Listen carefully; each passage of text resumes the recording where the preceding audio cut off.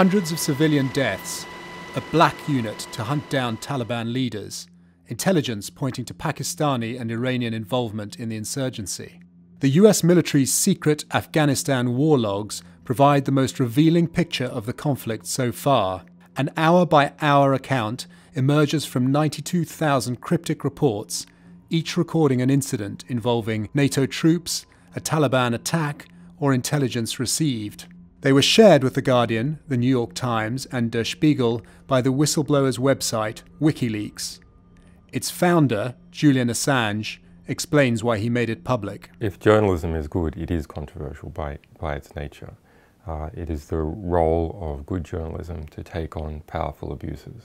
And when powerful abuses are taken on, there is always a back reaction. So we see that controversy and I believe that is a good thing to engage in.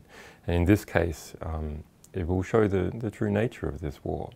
And then the public from Afghanistan and other nations can see what's really going on and take steps to address the problems.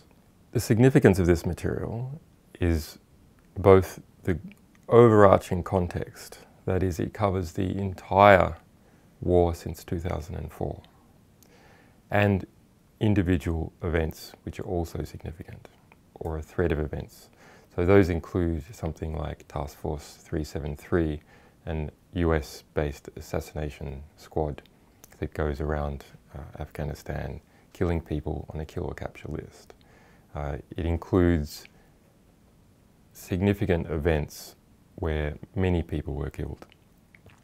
For instance, we are looking at an event that killed 181 people at once, some by an AC-130 gunship. It includes detail about how the war is supported in various ways.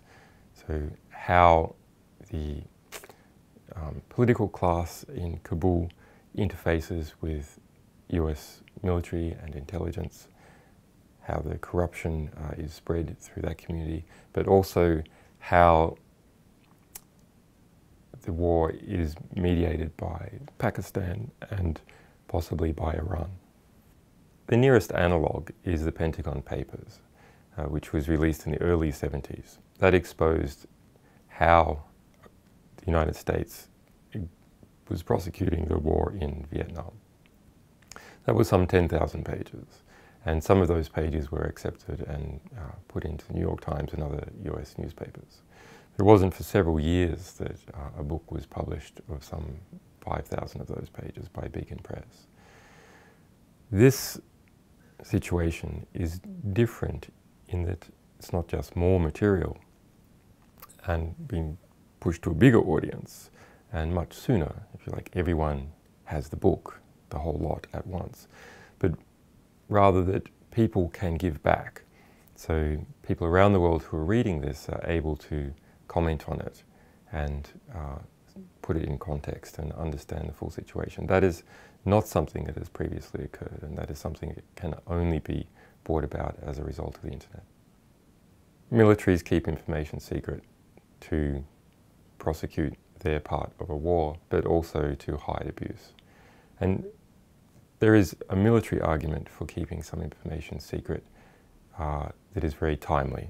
So an example of where troops are about to deploy. But that information expires quickly. And this information ranges from 2004 to 2010.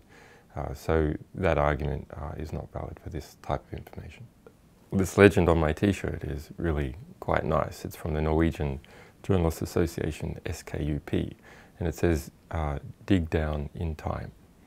And it's a reference to the snowfalls in Norway, that if you're up in the mountains and there's a lot of snow, you've got to dig down in time to be safe. But for investigative journalism, this is dig down into the archives to understand.